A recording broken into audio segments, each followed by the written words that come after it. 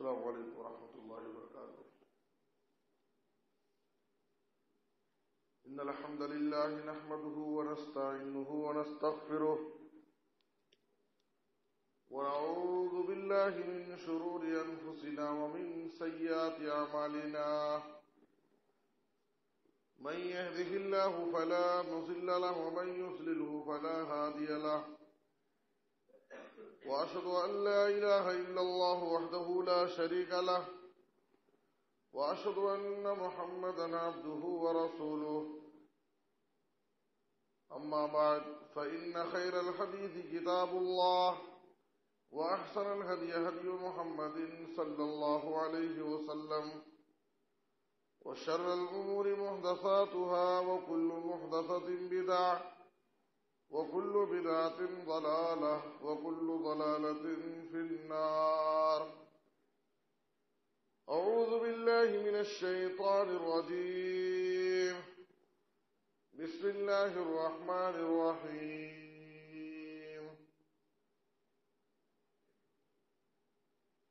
وما أمروا إلا ليعبدوا الله مخلصين له الدين.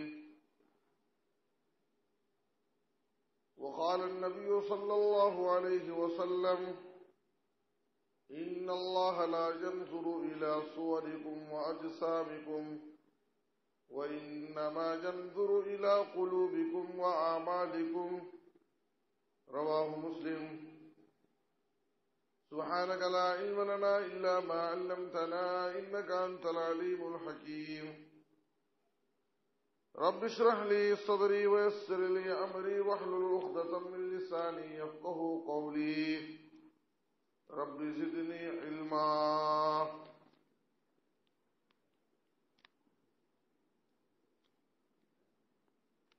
ہر قسم کی حمد و ثنا، تعریف و ستائش، بڑائی اور بزرگی، عظمت و کبریائی صرف اللہ رب العالمین کے لیے لائق اور زیبا ہے. درود و سلام ہو ہم سب کے آخری نبی جناب محمد رسول اللہ صلی اللہ علیہ وسلم پر. محترم حضرات، آج کے خطبے میں مجھے آپ حضرات کے سامنے جس موضوع پر خطاب کرنا ہے وہ ہے اخلاص کی برکتیں. یعنی اخلاص کے ساتھ اگر کوئی عمل، کوئی نیکی ہم کریں گے تو اس کا کیا فائدہ ہوگا، دنیا میں کیا فائدہ ہوگا اور آخرت میں کیا فائدہ ہوگا. اور اگر اخلاص کے ساتھ کام نہیں کریں گے، خالص اللہ کے لیے کوئی عمل نہیں کریں گے، ریاکاری اگر ہوگی، دکھاوا ہوگا، تو اس کا کیا نقصان ہے. سب سے پہلے اخلاص کسے کہتے ہیں؟ اخلاص کوئی بھی عمل، کوئی بھی نیکی، کوئی بھی عبادت صرف اللہ رب العالمین کے لیے کیا جائے، صرف اللہ کو راضی کرنے کے لیے، اللہ کو خوش کرنے کے لیے کیا جائے. جیسے ہم نماز پڑھتے ہیں، روزہ رکھتے ہیں، صدقہ اور خیرات کرتے ہیں، حج اور قربانی کرتے ہیں، قرآن مجید کی تلاوت کرتے ہیں، کوئی بھی کام کرتے ہیں، مقصد کیا ہے؟ ہمارا یہ عمل خالص اللہ کی رضا کے لیے، میں اللہ کو خوش کرنے کے لیے کام کر رہا ہوں. چاہے میرے اس عمل کو کوئی دیکھے یا نہ دیکھے، جماعت والے میری اس کام کی میری تعریف کریں یا نہ کریں، جماعت والے مجھے بڑا مانے یا نہ مانے، میں تو جو بھی کام کرتا ہوں خالص اللہ کو خوش کرنے کے لیے، اللہ کے لیے کرتا ہوں. میں اللہ کے پاس اجر و ثواب چاہتا ہوں، مجھے لوگوں کی تعریف نہیں چاہیے. تو اس کو کہتے ہیں اخلاص. خالص اللہ کے لیے کرنا ہوگا کہ اللہ خوش ہو جائے، اللہ اس عمل کو قبول کر لے اور میری یہ عبادت، میری یہ نیکی اللہ کے پاس قبول ہو جائے. آپ دیکھتے ہیں دنیا میں بھی ہم ہر چیز میں چاہتے ہیں کہ وہ چیز خالص، اس میں کسی چیز کی ملاوٹ نہ ہو۔ ہر آدمی کوئی بھی چیز خریدتے وقت یہ کوشش کرتا ہے کہ اس میں مکس نہ ہو۔ ہم دودھ لیتے ہیں تو بہت ہماری کوشش ہوتی ہے کہ اس میں پانی کی ملاوٹ نہ ہو۔ 10 روپے زیادہ قیمت دے کر کے دودھ خریدیں گے، لیکن ہم یہ چاہتے ہیں کہ وہ خالص دودھ ہو، اس میں مکس نہ ہو، دودھ دینے والا اس میں پانی نہ ملائے، اس لیے کہ ہم جانتے ہیں کہ دودھ کا فائدہ اسی وقت ہوگا جب وہ خالص دودھ ہوگا۔ اگر اس میں ملاوٹ ہے تو دودھ کا جو فائدہ ہونا چاہیے وہ فائدہ نہیں ہوگا۔ یہ دنیوی اعتبار سے ہر چیز میں ہم چاہتے ہیں کہ اس میں کسی چیز کی ملاوٹ نہ ہو، وہ خالص چیز۔ تو اسی طریقے سے اللہ رب العالمین بھی چاہتا یہ ہے کہ ہم کوئی بھی کام کریں، کوئی بھی نیکی کریں، کوئی بھی عبادت کریں، خالص اللہ کے لیے کریں، اللہ کو خوش کرنے کے لیے۔ اس کو کہتے ہیں اخلاص۔ اور یاد رکھیے، ہمارے عمل میں جب تک اخلاص نہیں ہوگا، ہمارا عمل اللہ رب العالمین کے پاس قبول نہیں ہوگا۔ ہم کوئی کام کریں اور اللہ کے لیے اس کام کو نہ کریں تو وہ عمل اللہ کے پاس قبول نہیں ہوگا۔ جناب محمد الرسول اللہ صلی اللہ علیہ وسلم نے فرمایا، سنن نسائی کی حدیث ہے، ابو امامہ باہلی حدیث کے راوی ہیں، فرماتے ہیں ان اللہ لا يقبل من العمل الا ما كان خالصا وابتغي به وجهه۔ اللہ تعالی صرف اسی عمل کو قبول کرتا ہے جو عمل خالص اللہ کے لیے کیا گیا، اللہ کی رضا حاصل کرنے کے لیے جو کام کیا جاتا ہے، اس کام کو، اس عمل کو اللہ قبول کرتا ہے۔ میرے بزرگوں اور دوستو، اخلاص بڑی اہم چیز ہے۔ ہم چاہتے ہیں کہ لوگ ہماری تعریف کریں، لوگ ہم سے خوش ہو جائیں، جماعت میں، سماج اور معاشرے میں ہمارا نام لیا جائے۔ یہ دنیا کی حد تک آپ کا نام ہوگا، لیکن آخرت میں کوئی فائدہ نہیں۔ لیکن اخلاص کے ساتھ جو کام آپ کریں گے اس کا فائدہ دنیا میں بھی ہوگا اور آخرت میں بھی ہوگا۔ اللہ بھی خوش ہوگا، دنیا والے بھی خوش ہوں گے۔ اس لیے ہمارے ہر عمل میں اخلاص ہونا چاہیے، اخلاص ہونا چاہیے۔ اخلاص بہت ضروری چیز ہے۔ میرے بزرگوں اور دوستو، اس دنیا کے اندر موت اور حیات، ہماری زندگی اور پیدائش کا مقصد ہی کیا ہے کہ ہم اخلاص کے ساتھ کوئی کام کریں۔ سورہ ملک کی پہلی اور دوسری آیت میں اللہ تعالیٰ نے فرمایا، تبارک الذی بیدہ الملک وہو علی کل شیء قدیر الذی خلق الموت والحیاۃ لیبلوکم ایکم احسن عملا وہو العزیز الغفور۔ اللہ نے فرمایا کہ موت اور حیات، زندگی اور موت کو اللہ نے کیوں پیدا کیا؟ اس دنیا میں اللہ نے ہم کو کیوں بھیجا؟ مقصد کیا ہے؟ اللہ اس کا جواب دے رہا ہے، لیبلوکم ایکم احسن عملا۔ اللہ آزمانا چاہتا ہے کہ اس دنیا میں آنے کے بعد کون اچھے کام کرتا ہے، احسن عمل کون کرتا ہے۔ احسن عمل کیا ہے؟ احسن عمل وہ ہے جو خالص اللہ کے لیے کیا گیا ہو اور جناب محمد الرسول اللہ صلی اللہ علیہ وسلم کی سنت کے مطابق کیا گیا۔ احسن عمل کے لیے ضروری ہے کہ اس میں اخلاص بھی ہو اور نبی کی سنت بھی ہو۔ آپ مثال کے طور پر دیکھ لیجئے، کوئی ایسا کام جو نبی صلی اللہ علیہ وسلم سے ثابت نہیں، اس کام کو آپ پورے اخلاص کے ساتھ کریں، بے فائدہ ہے، بیکار ہے۔ اخلاص بھی ضروری ہے اور نبی کی سنت بھی ضروری ہے، نبی کی سنت کے مطابق ہمارا وہ عمل۔ تو معلوم کیا ہوا کہ موت اور حیات کا مقصد بھی کیا ہے کہ ہم خالص اللہ کے لیے کوئی کام کریں، ہمارے عمل میں اخلاص ہو، اور صرف اعمال اور عبادتوں میں ہی نہیں اخلاص، بلکہ ہماری زندگی کی ہماری پوری زندگی اخلاص کے ساتھ گزرے۔ الا للہ الدین الخالص، اللہ فرماتا ہے کہ دین خالص، دین صرف اللہ کے لیے، ہماری زندگی کا ہر کام خالص اللہ کے لیے ہونا چاہیے۔ اسی لیے اللہ رب العالمین نے سورہ انعام کی آیت نمبر 160 میں فرمایا، نبی صلی اللہ علیہ وسلم کو حکم دیتے ہوئے، قل ان صلاتي ونسكي ومحياي ومماتي للہ رب العالمین، اے نبی صلی اللہ علیہ وسلم آپ لوگوں سے کہہ دیجئے، میری نماز، میری قربانی، میری زندگی، میری موت سب رب العالمین کے لیے۔ میری نماز، میری قربانی، میری زندگی، میری موت سب اللہ کے لیے۔ میں نماز پڑھتا ہوں اللہ کو راضی کرنے کے لیے، میں روزہ رکھتا ہوں اللہ کو راضی کرنے کے لیے، میں قربانی کرتا ہوں اللہ کو راضی کرنے کے لیے، میری زندگی بھی اللہ کے لیے، میرا مرنا بھی اللہ کی راہ، میری زندگی، میری موت سب اللہ کی رضا ہے۔ میری زندگی کا مقصد تیرے دین کی سرفرازی، میں اسی لیے مسلمان، میں اسی لیے نمازی۔ ایک مسلمان، ایک مومن کی زندگی کا ہر کام خالص اللہ کے لیے ہونا چاہیے۔ میرے بزرگوں اور دوستوں،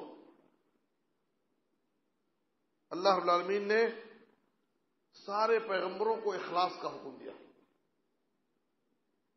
اما پارہ میں 30ویں پارے میں سورۃ البینہ ایک سورت ہے، لم یکن الذین کفروا، اس سورت کی آیت نمبر 5 میں اللہ رب العالمین سارے پیغمبروں کو اخلاص کا حکم دے رہا ہے۔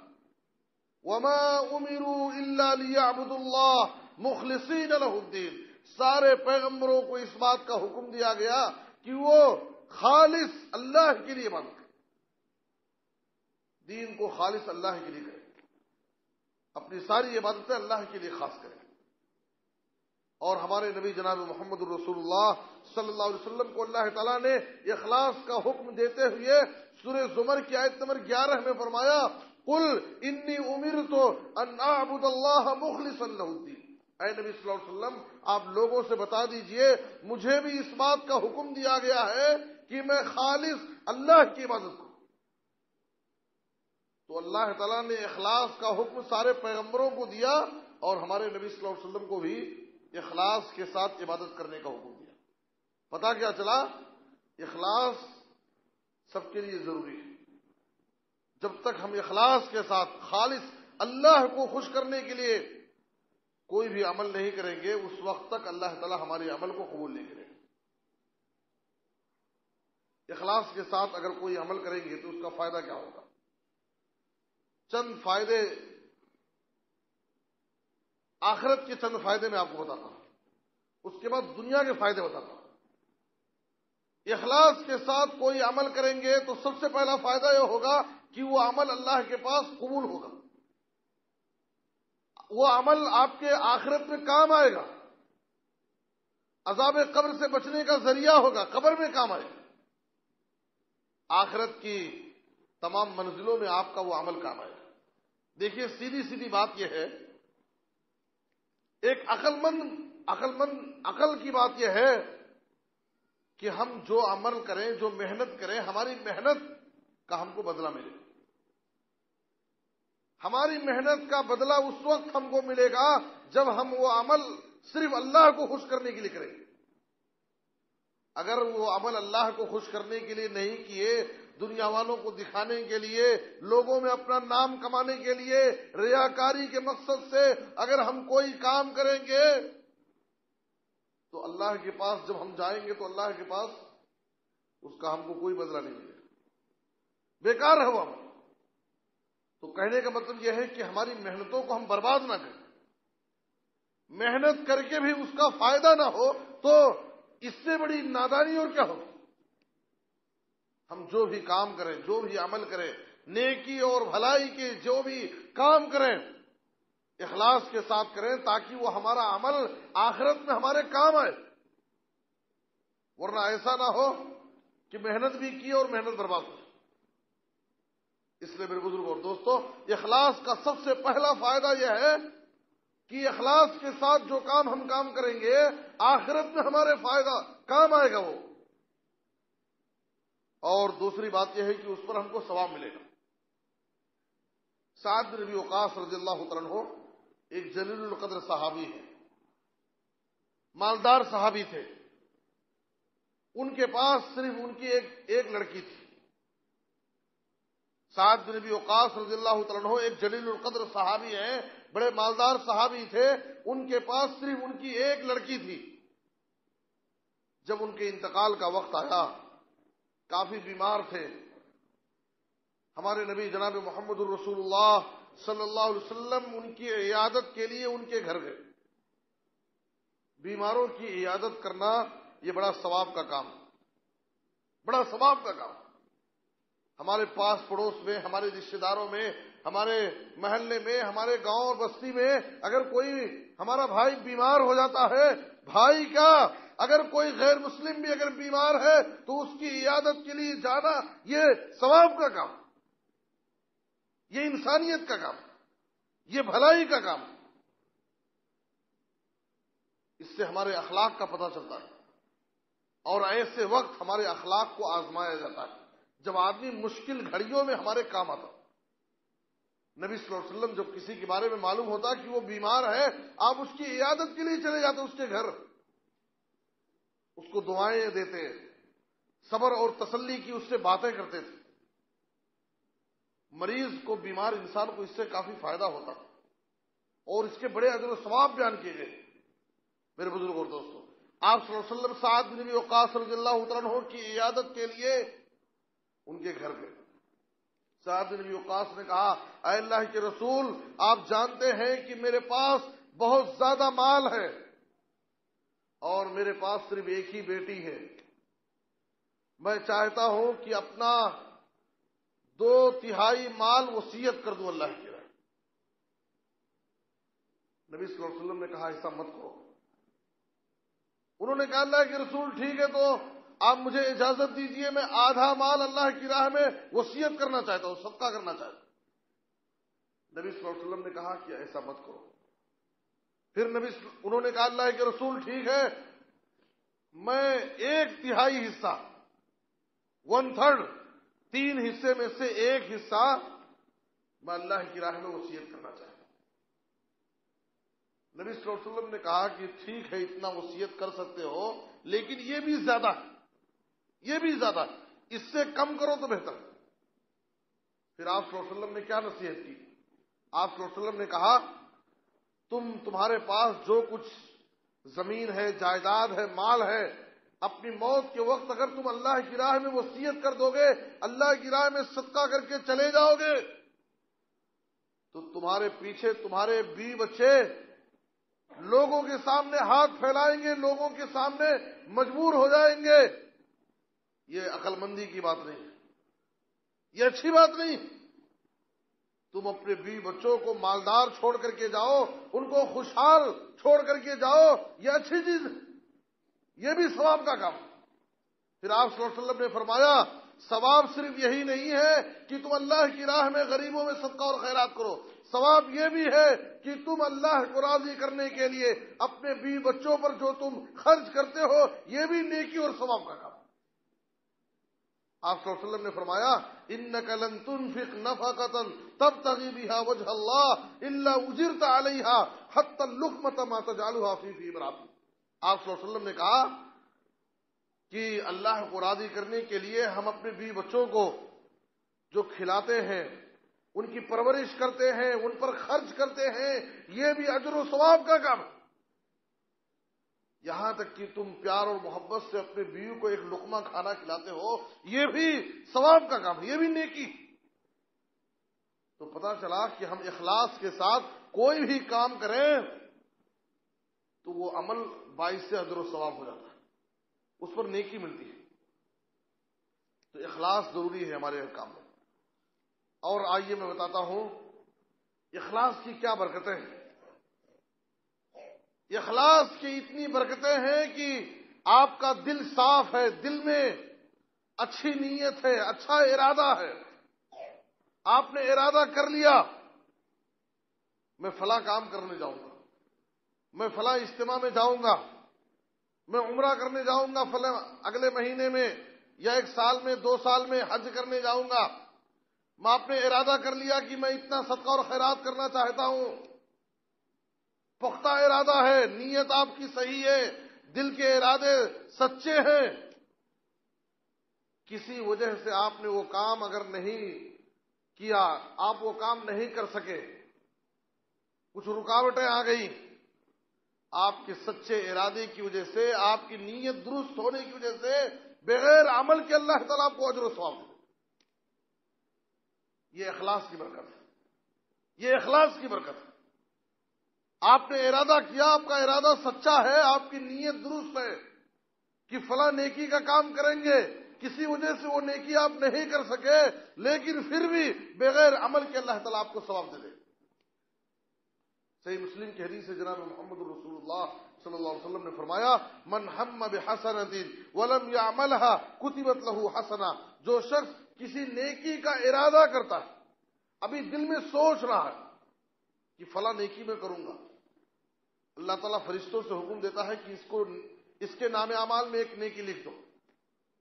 ابھی دل میں نیکی کا ارادہ کیا ہے، وہ عمل نہیں کیا، لیکن پھر بھی اللہ تعالیٰ اس کے نام اعمال میں ایک نیکی لکھ دیتا۔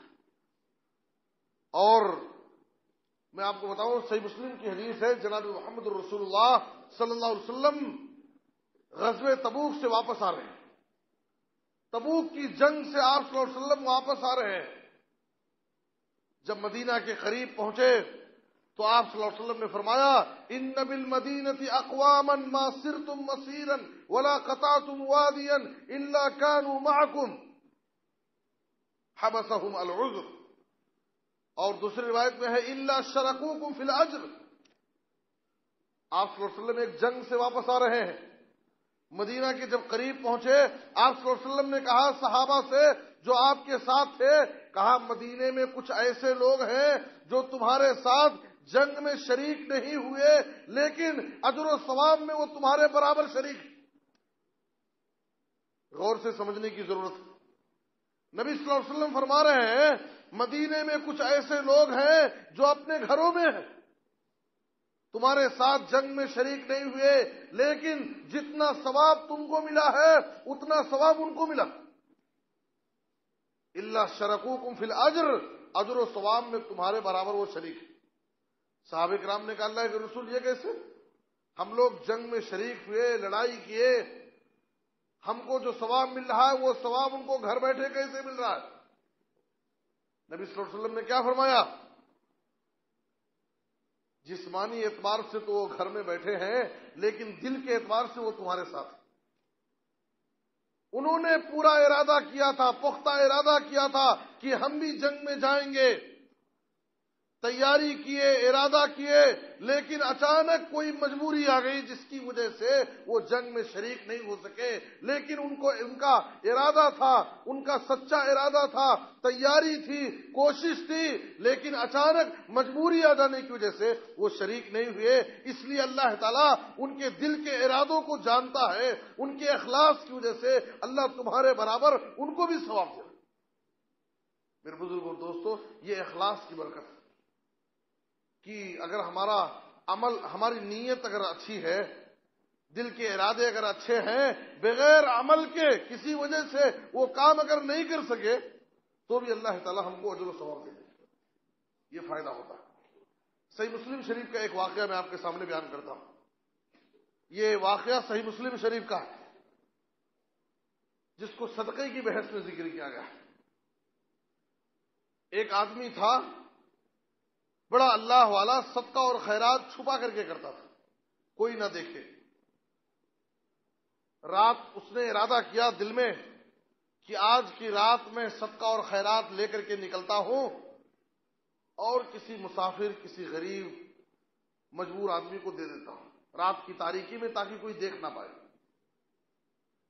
صحیح مسلم شریف کی یہ حدیث ہے۔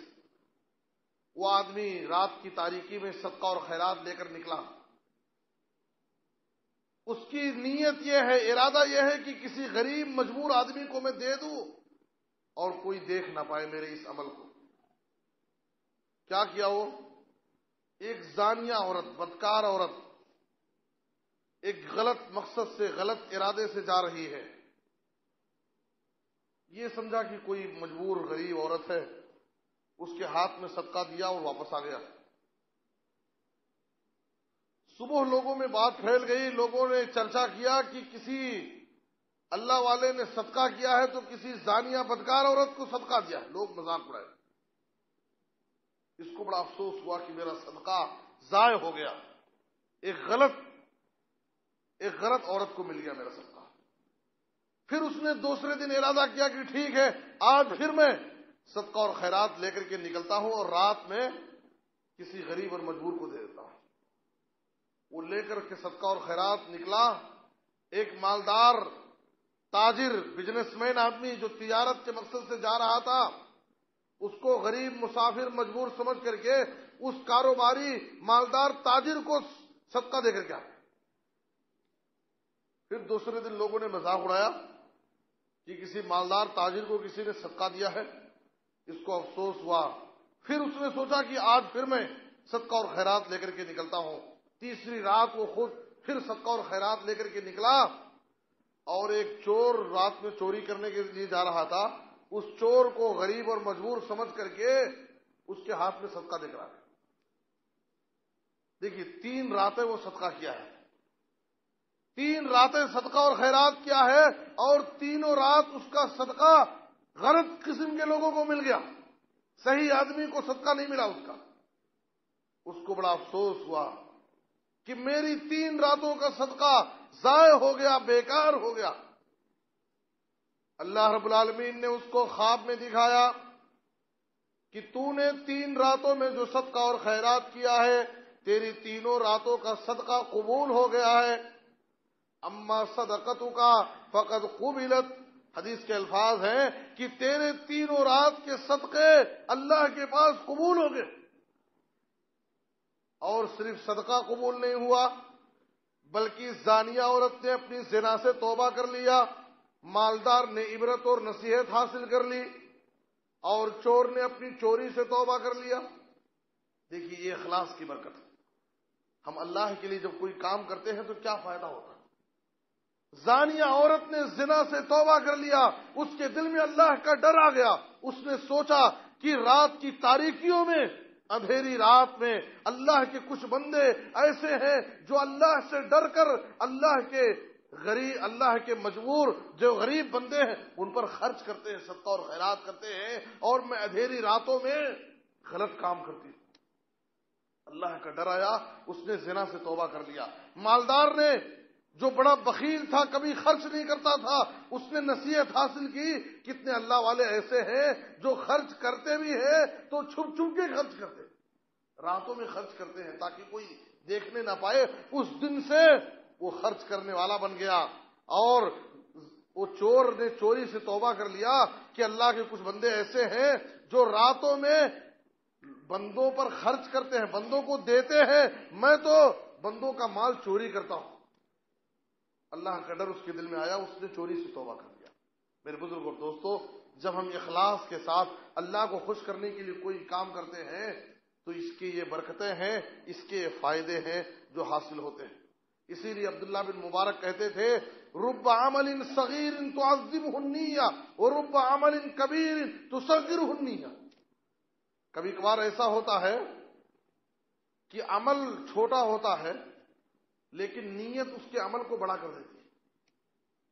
معمولی عمل، چھوٹی نیکی، لیکن اگر اخلاص کے ساتھ اللہ کو راضی کرنے کے لیے آپ کریں، اللہ اس چھوٹی نیکی کو بہت بڑی نیکی بنا دے۔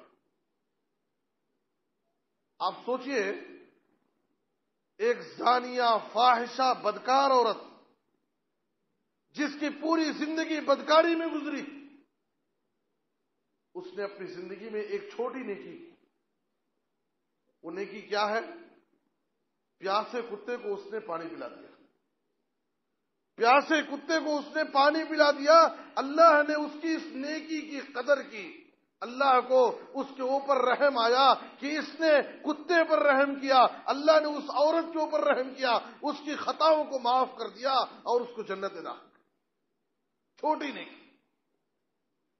لیکن اخلاص کے ساتھ ہونا چاہیے اللہ کو خوش کرنے کے لیے۔ آپ کوئی بھی کام کریں، دنیا والے دیکھیں یا نہ دیکھیں، جماعت میں آپ کا نام لیا جائے یا نہ لیا جائے، لوگ آپ کو بڑا مانے یا نہ مانے، لیکن کوئی بھی کام چھوٹی سی چھوٹی نیکی ہو وہ اللہ کو خوش کرنے کے لیے، اس کا فائدہ آپ کو دنیا میں بھی ملے گا، آخرت میں بھی ملے گا۔ کبھی کبھار ایسا ہوتا ہے نیکی بڑی سے بڑی کر لی آپ، لیکن نیت صحیح نہیں ہے، ارادے صحیح نہیں ہے، ریاکاری ہے، دکھاوا ہے، محنت بیکار ہو جائے، پوری محنت بیکار۔ صحیح مسلم کی وہ حدیث آپ بار بار سنتے ہیں کہ قیامت کے دن سب سے پہلے 3 لوگوں کا فیصلہ ہوگا۔ ایک وقت کا بڑا عالم جس نے پوری زندگی دین کی خدمت کی علم کے ذریعے، لیکن وہ چاہتا تھا کہ لوگ مجھے بڑا عالم کہیں، اس لیے اللہ حکم دے گا فَصُحِبَ عَلَى وَجْهِهِ حَتَّى أُلْقِيَ فِي النَّارِ، اس عالم دین کو چہروں کے بل گھسیٹ کر کے اس کو جہنم میں داخل۔ وقت کا ایک بڑا سخی انسان جو اللہ کی راہ میں خوب خرچ کرتا تھا غریبوں میں، لیکن اس کی نیت صحیح نہیں تھی، وہ لوگوں میں چاہتا تھا کہ لوگ کہیں کہ یہ بڑا سخی ہے، بڑا خرچ کرتا ہے، بڑا غریبوں کا خیال کرتا ہے، اس لیے اللہ تعالیٰ اس سخی انسان کو جہنم میں داخل کرے گا۔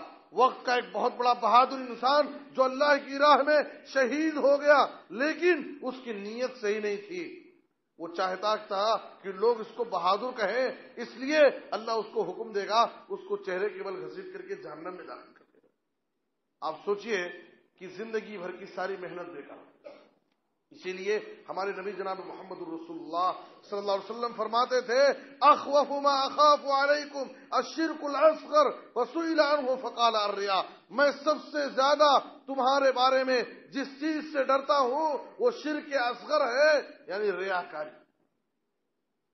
اور آپ صلی اللہ علیہ وسلم کہتے تھے کہ قیامت کے دن اللہ کہے گا اذهبوا الى الذين كنتم تراؤون في الدنيا فانظروا هل تجدون عندهم جزاء، اللہ کہے گا جن کو دکھانے کے لیے، جن کو خوش کرنے کے لیے تم نے یہ نیکیاں کی تھی، جاؤ ان کے پاس، پوچھو ان سے اس کا بدلہ، کیا وہ تم کو بدلہ دیں گے؟ اس لیے میرے بزرگ اور دوستو، ہماری زندگی میں جو بھی عمل کریں، جو بھی عبادت کریں، اس کے اخلاص کے دنیوی فائدے، وقت ہو گیا ورنہ میں ذکر کرتا کہ اخلاص کے دنیا میں فائدے کیا ہیں۔ اللہ تعالیٰ گناہوں سے بچاتا ہے، اللہ تعالیٰ مصائب و مشکلات، حادثات سے، بلاؤں سے ان کی حفاظت کرتا ہے جو خالص اللہ کے لیے نیکیاں کرتے ہیں۔ ایسے ایسے اللہ والے اس دنیا کے اندر گزرے ہیں، ہمارے اسلاف میں ان کے اخلاص کی مثالیں دی جاتی ہیں۔ میرے بزرگ اور دوستو، داؤد بن ابی ہند کے بارے میں آتا ہے کہ وہ 20 سال تک تہجد کی نماز پڑھے، لیکن ان کی بیوی کو نہیں معلوم۔ 20 سال تک انہوں نے تہجد کی نماز اس طرح سے پڑھی کہ ان کی بیوی کو معلوم نہیں ہونے دی کہ میں راتوں میں اٹھ کر کے تہجد پڑھتا ہوں۔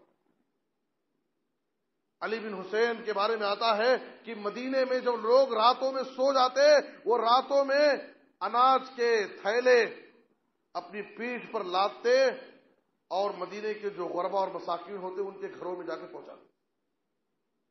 جب ان کی وفات ہوئی اور ان کے جسم سے ان کو جب غسل دیا جا رہا تھا، ان کے جسم سے جب کپڑے اتارے گئے، ان کی پیٹھ پر کالے نشانات تھے۔ ان کے دوستوں سے جب پوچھا گیا کہ آخر ان کی پیٹھ پر یہ کالے نشانات کیسے تھے، تو لوگوں نے بتایا، دوستوں نے، جو خاص دوست تھے، کہا کہ راتوں میں یہ تھیلے پیٹھ پر ڈھو کر کے یہ غریبوں میں راشن پہنچاتے تھے۔ جب تک زندہ تھے دنیا والوں کو پتا نہیں تھا، مرنے کے بعد لوگوں کو معلوم ہوا کہ ہمارے گھر راشن پہنچانے والا آج دنیا سے چلا گیا۔ ایسے اللہ والے تھے جو اللہ کے لیے کام کرتے تھے۔ میرے بزرگ اور دوستو، ایوب سختیانی ایک بہت بڑے محدث ہیں، ان کے بارے میں آتا ہے جب کسی نصیحت کی، واعظ و نصیحت کی مجلس میں رہتے اور اللہ اور اس کے رسول کی باتیں، جنت اور جہنم کی باتیں سن کر کے ان کے دل میں نرمی ہو جاتی اور ان کے آنکھوں سے آنسو جاری ہو جاتے، تو مجلس سے اٹھ کر چلے جاتے تاکہ کوئی دیکھنے نہ پائے کہ ان کی آنکھوں سے آنسو جاری۔ کبھی اپنی امامہ کو، اپنی پگڑی کو، رومال کو اپنے چہرے سے ڈھانپ لیتے کہ تاکہ کوئی دیکھ نہ پائے کہ یہ رو رہے تھے۔ ایوب سختیانی کے بارے میں ہی یہ بات معلوم ہے کہ وہ نماز تہجد رات میں پڑھتے اور فجر کی اذان سے پہلے جا کر لیٹ جاتے تاکہ لوگ یہ نہ سمجھیں کہ یہ تہجد کی نماز کے لیے اٹھے تھے۔ فجر کی اذان کے وقت جا کر بستر پر لیٹ جاتے تاکہ گھر کے لوگ یہ سمجھیں کہ اب اٹھ رہے ہیں۔ میرے بزرگ اور دوستو، ایسے ایسے اللہ والے گزرے ہیں جو خالص اللہ کو خوش کرنے کے لیے نیکیاں کرتے تھے۔ اس لیے ہمیں چاہیے کہ ہماری زندگی میں دیکھیے اخلاص یہ بہت بڑی چیز ہے۔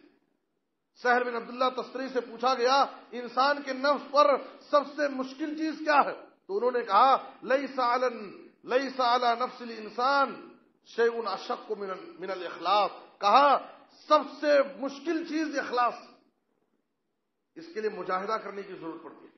ہر آدمی چاہتا ہے جب میں کوئی کام کروں تو لوگ میری تعریف کریں، ہر آدمی چاہتا ہے جب میں کوئی کام کروں تو لوگ میری تعریف کریں۔ اس لیے اگر خالص اللہ کے لیے کوئی کام کریں گے تو اس کا فائدہ آپ کو دنیا میں بھی حاصل ہوگا، آخرت میں بھی حاصل ہوگا۔ اللہ سے دعا ہے کہ اللہ تعالی ہمیں اپنے چھوٹے بڑے تمام کاموں میں اخلاص پیدا کرنے کی توفیق عطا فرمائے۔ اے اللہ ہمارے عملوں میں، ہماری نیکیوں میں اے اللہ اخلاص پیدا کرنے کی ہمیں توفیق عطا فرما۔ اے اللہ ہماری نیکیوں کو قبول فرما۔ اے اللہ جو بھی پریشان حال ہیں ان کی پریشانیوں کو دور فرما۔ اے اللہ جو مقروض ہیں انہیں ادائیگی قرض کی کوئی سبیل پیدا فرما۔ اے اللہ پورے عالم میں اسلام اور مسلمانوں کو عزت، ترقی اور غلبہ نصیب فرما۔ اے اللہ جہاں بھی مسلمان مظلوم ہے اے اللہ مظلوم مسلمانوں کی تو حفاظت فرما، ان کی غیبی مدد فرما۔ اے اللہ ہمیں ہر قسم کے حادثات سے، بلاؤں سے، آفتوں، بیماریوں، پریشانیوں سے اللہ ہم سب کی حفاظت فرما۔ اے اللہ کتاب و سنت پر عمل کرنے کی توفیق عطا فرما۔ اے اللہ جب تو وفات دے تو خاتمہ بالخیر، کلمہ توحید پر وفات دے۔ آمین تقبل یا رب العالمین۔ وصلی اللہ علی نبینا محمد وآلہ وصحبہ اجمعین۔ بارک اللہ لنا ولکم فی القرآن العظیم ونفعنی وإیاکم بالآیات والذکر الحکیم، انہ تعالی جواد کریم ملک رؤوف رحیم۔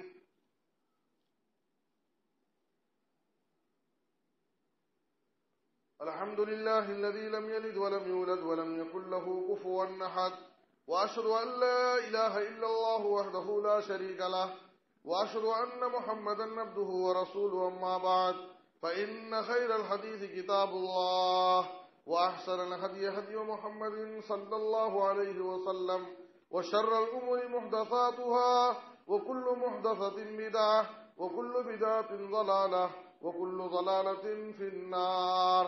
أعوذ بالله من الشيطان الرجيم، بسم الله الرحمن الرحيم، إن الله ملائكته يصلون على النبي، يا أيها الذين آمنوا صلوا عليه وسلموا تسليما۔ اللهم صل على محمد وعلى آل محمد كما صليت على إبراهيم وعلى آل إبراهيم إنك حميد مجيد، اللهم بارك على محمد وعلى آل محمد كما باركت على إبراهيم وعلى آل إبراهيم إنك حميد مجيد۔ أقول لكم ما تسمعون وأستغفر الله لي ولكم ولسائر المسلمين من كل ذنب فاستغفروه إنه هو الغفور الرحيم۔ سبحان ربك رب العزة عما يصفون وسلام على المرسلين والحمد لله رب العالمين۔